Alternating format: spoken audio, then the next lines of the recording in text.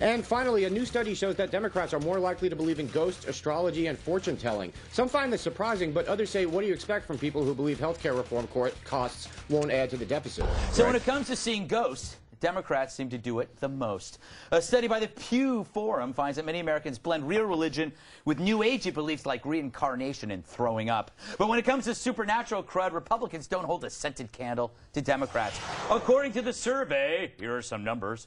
36 of Democrats say they've been in touch with the dead, versus only 21% of Republicans. Ooh, I love that sound. 21% of Democrats claim to have seen a ghost, while only 11% of Republicans have. Oddly, both agreed it was Harry Reid. A little political humor there. Very little. Anyway, 22% of Democrats have consulted a fortune teller, while only 9% of Republicans say they have. And 31% of Dems believe in astrology, while only 14% of Republicans do. But most amazingly, 85% of Democrats don't think this kitty is totally adorable.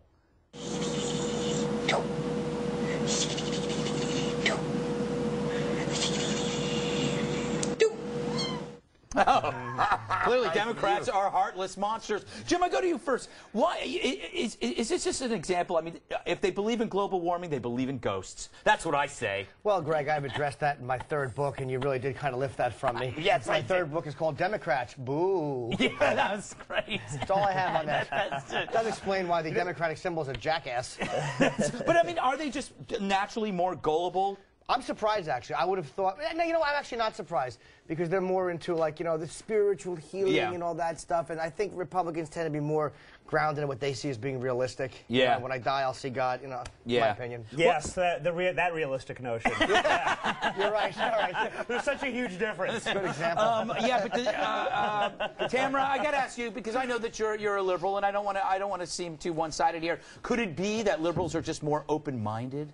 Yes, that's exactly the answer. I mean, you guys are making fun of the liberals here, but what about, like, Senator Craig, who was advising Bush on, like, anti-abortion and anti-gay, and he's doing toe taps in the bathroom. So, you know, the Republicans are the ones who have, like, these one-sided views, and they're very rigid. What does that have to do with ghosts, though, to and astrology? Because, I mean, you know, so he was a hypparate about sex, but well, in his original statement, he said he was hitting on a ghost. Really? And therefore it was not illegal, Greg. Yeah. No. Apparently, if they are vapors, it is not corrected. I had no idea. You're a super beast. You're a space beast. Do you believe in the supernatural? Yeah, I can clear this up with a very, very simple two answers. First of all, there is no afterlife. There is no spirit world. When you die, you get eaten up by nasty little maggots and weevils, and that's it.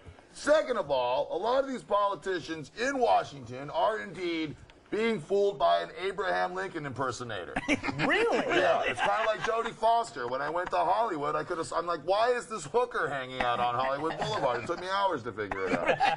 But, Otis, could it be that the afterlife or the supernatural are just manifestations of space beasts like you? I suppose that's possible, and it's probably improbable, and I'll agree with it because I'll say just about anything. Okay, excellent. All right, we got to move on. So do you have a comment on the show? Email us. It's redeye@foxnews.com. And to leave a voicemail on my direct line, 212-462-5050. And still to come, the halftime report from TV's Andy Levy.